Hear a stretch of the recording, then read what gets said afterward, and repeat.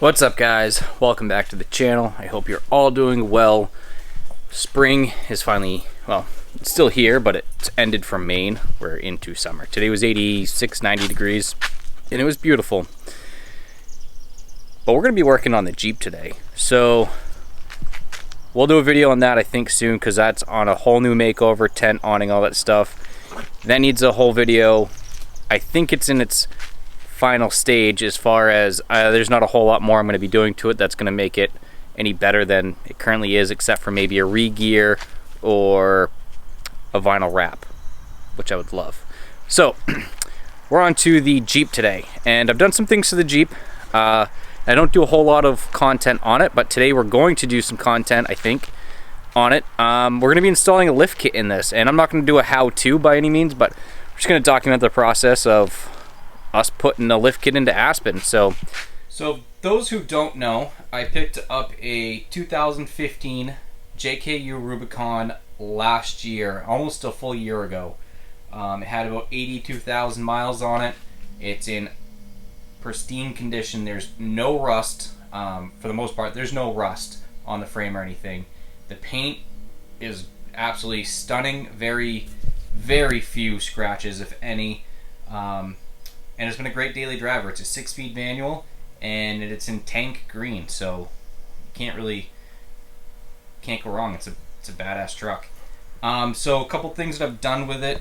I threw on some Falcon Wild Peaks. They're 32-inch tires. I'd love to put 35s, but it's a daily driver, so I gotta watch those MPGs, especially with this inflation. A buddy of mine, Ricky, hooked me up with his roof rack.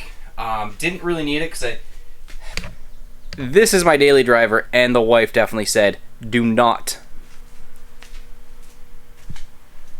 mod this thing out, and it's already happening. But really, the roof rack is nice because it gives us another option if my Tacoma does break, or we're going to do a longer trip where the gas mileage might be a little bit better. So definitely can put the tent on there, but really, now I can put my kayaks on there, I can throw some wood. It's more of a multi-purpose rack for me. And it really does help out a lot. So overkill for what I'm probably going to use it for, but I don't really care. I added some LED pods. One of the first things I did. These are cheap Amazon amber ones. They're kind of goofy looking, but they're pretty bright. These are Solar Burns from Mid-Atlantic Off-Road. Well, that's where at least I picked them up. These things are really bright, really nice too. So worth the price there. I picked up these sliders from a local guy. They came off his Red Rock Jeep that was signed by Richard Petty, so there's some cool history with these sliders.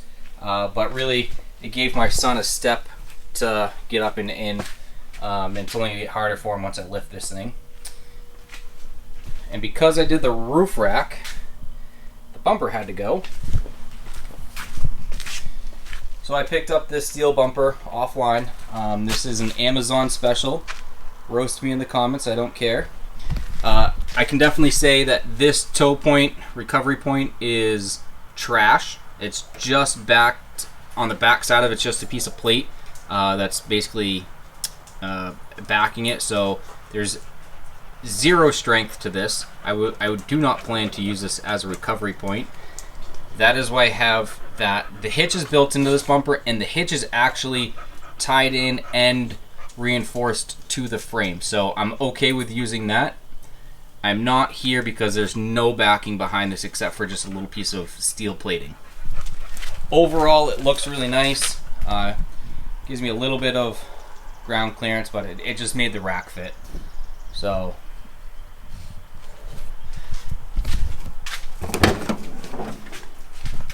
and really the only other thing I've done is I added a table to the tailgate, just because I do off-road this. I don't really off-road it that much. I definitely take this hunting. I take this hunting quite a bit, so when we go and stop for the day for lunch, it's nice to have a little table to make your food on, and it keeps, from having to bring another table. So it was a nice, easy add-on. So that's really been all I've done to the Jeep. I haven't really done anything else to it. So it's a great daily driver. I love this thing. It's got 92,000 miles on it already, and she goes. So the only issue I have with this Jeep, when I bought it, it was all over the road. It darted left, right, typical Jeep stuff. So what I did is I got I tightened the steering box, which was a huge help, and then I took it down to a Jeep guy, and he was like, "Yeah, I think there's some suspension issues. It might be an alignment issue." That's easy. Like, I got it pretty tight. We got it figured out, and but it has awful body roll, and the steering is just absolutely all over the place. So I think I've figured it out. I definitely have some blown shocks. You can hear them squishing when you play with them, which is probably not helping the body roll of the truck. When the body rolls and it's pushing the axle forward and backwards, that is probably helping the issue. I think I may also have some lower or upper control arms where the bushings are kind of rotted out, and I've got a little bit of play. So I've bought new ones, and we're going to replace that. So we're going to put a new lift in it, 2.5-inch Teraflex lift. We're going to put in some upper and lower adjustable control arms so we can really dial in the front, make it drive a little bit better, and go from there. It really just needs the suspension because the stock set in here is just trash. And I've already replaced the steering dampener with a Teraflex. It's 50/50 valve, VVS, something like that. But that's been replaced. The other one was fine, but I wanted to eliminate some really cheap, easy things that I could do. It did improve a little bit. So for 80, 70, 80 bucks, definitely worth doing. So let's dig into the Jeep. Today is all about getting it on some jack stands, getting the tires off it. Tomorrow, holy hair, tomorrow is going to be about putting the lift kit in as much as I can. It's supposed to be really crappy all day tomorrow, so my goal is to stay home, throw the lift kit in, and see if I can't get it done. Then I can get an alignment, hopefully by the end of the month. Everybody's booked out quite a bit, so right now I'm going to grab the tape measure. We're going to take some measurements so we can actually see how many inches of lift we get, and go from there. Alright, so we're going to take measurements to see where we currently stand and where we end up. I know people like to go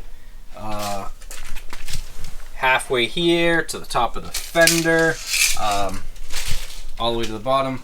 The way I like to do it, because that way I'm going to get the same measurement, because this truck isn't going to move. I'm going to go all the way down to the ground and measure to the fender. So, dead center there.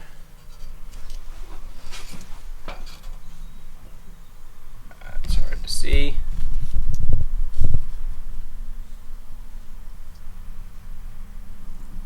Call it 34 3/4. In case you're wondering, this has 0 weight on it, so there's no added lift or anything like that to the Jeep. So we're gonna go rear,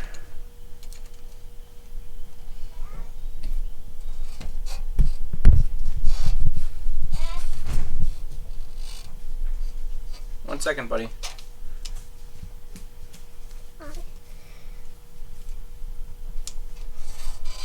And we're going to call this one 35 and 36. Oh, let's call it 35 1/4. It's hard to see. It looks like from the camera angle that this slopes down, but I'm going right through here and it's dead set on 35 1/4. So we're going to go with that for the rear.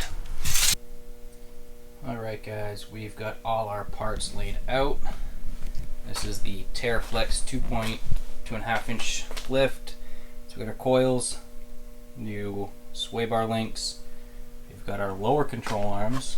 We've got our upper control arms. Both of those are adjustable. We have our front and rear shocks, and we have our rear relocation mount. So that's all going to go on. Got a cheap Amazon light bar that's going to go on. It's a daily driver, so it doesn't need to be quality. You probably use it once or twice a year. The one thing I did screw up. I forgot to get, or I lost my key for the locking nut.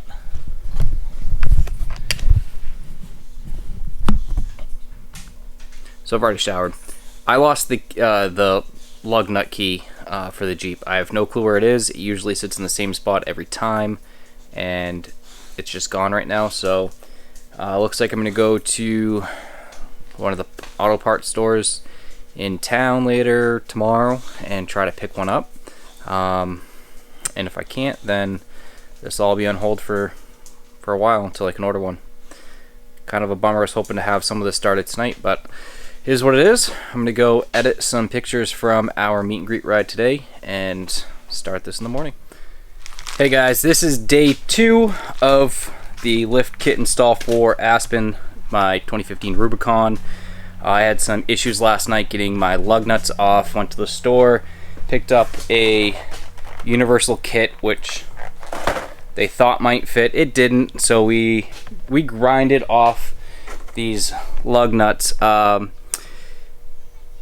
know it's hard to see, but I lost the key, and so they have a sleeve on it, and the sleeve just spins. So I chiseled the sleeve off, and then I pounded a socket over the entire stud, and it came right off. So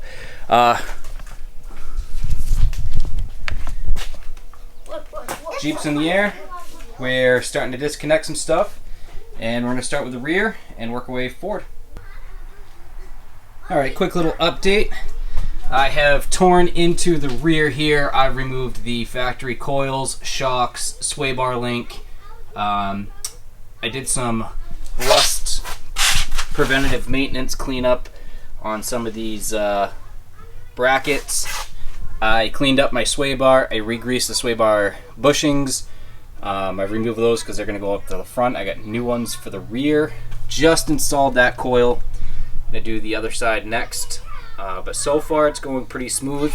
I've been real lucky with all the bolts coming off easy. So I'm really thankful for that. But so far, taking my time, going through and doing some extra preventative maintenance as I go. Whew. Alright guys, I have got the rear done, I think. Coils are in, shocks are in, the new bump stops are in, the brake line extensions are in, the track bar relocation brackets all in. So it's all looking pretty good. It was really easy. One of the simplest lift kits I've installed between this and my Toyota. I've marked every bolt that I have tightened to its final either torque, or I've just tightened it and it's ready to go. Like, some of those don't have specific torques or anything, but I now know I don't have to go back and retorque any of this. So now I'm just gonna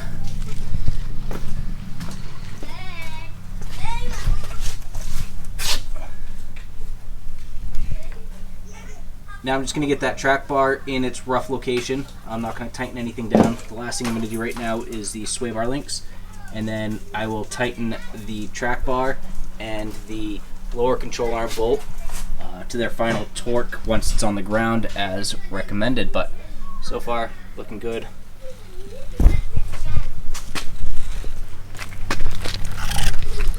This was the old shock from the rear driver's side.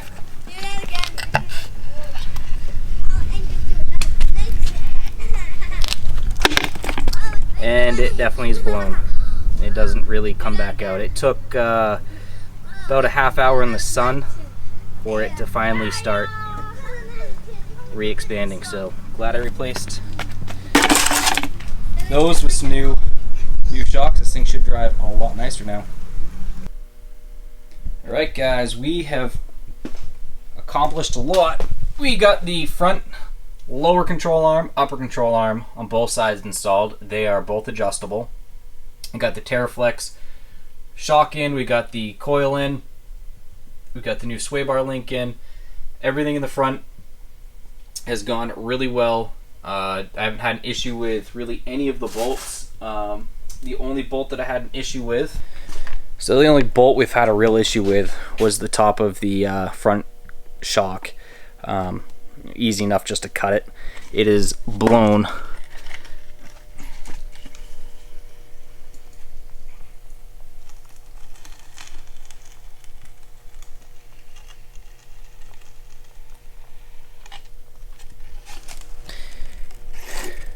Because it should be rising a lot faster than that. The other one doesn't even move, so all the shocks were pretty much gone, which is what I was expecting. So this is going to be a much better ride when everything's all said and done. The one thing I didn't do is I didn't do my rear upper and lower control arms. I don't see the need for them yet. I'm not really wheeling this. I just needed to get the axle pushed forward so it would track on the road a little better, and just kind of help stiffen up that front end. So I'm gonna go get showered. I'm gonna go hang out with the wife. Gotta work tomorrow. After work tomorrow, I'm gonna come in, put the other side in, torque everything down to its spec, and get the tires back on it and get this thing aligned. Get my Jeep back on the road. See you tomorrow. Alright guys, today is day 3 technically, but we did most of it yesterday. And all I've got to do is finish up the driver's side front. I need to put the coil, the shock, and the sway bar link in, and we'll be done. And then one alignment later, we'll be on the road. Just still got to call and get that scheduled. So shouldn't take me too long today. But such an easy project. Jeeps are almost easier to work on. Yeah, they're easier to work on than the Tacoma. The leaf springs in the back of the Tacoma were a big pain in the ass to get back in once I took them out. But other than that, it was pretty straightforward. But the Jeep is really straightforward. It's really easy, and this Teraflex kit is seriously one of the easiest installs I've ever done. This is the second time I've installed this specific kit on a Jeep, and it's gone smoothly both times. And for 2015, I haven't had any bolts, like I said, give me an issue. The front shock did, and I just cut it off because it's already blown. And I'll probably do the same thing with the one I'm about to do, just because I can, because why not? Alright, I'm gonna get to it, and I'll check in with you guys once I get done. Alright, the lift kit is finally in. Everything is torqued. Back on all fours in the exact spot we left it. So we're gonna take after measurements. We had 34 3/4 for the front and 35 1/4 for the rear. So let's see what we actually got for lift. And I know this hasn't settled in, but my initial zoom, my autofocus doesn't work, so I gotta play with this a minute.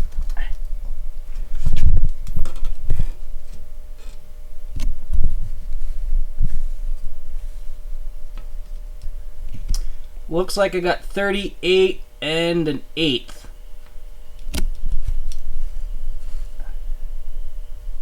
It's really hard to see. 38 and an 1/8 in the front.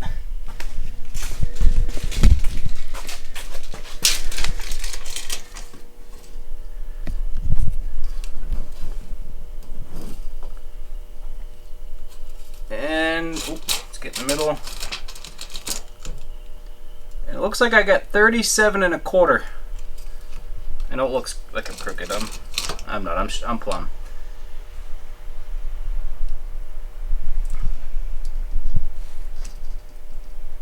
$37 1/4.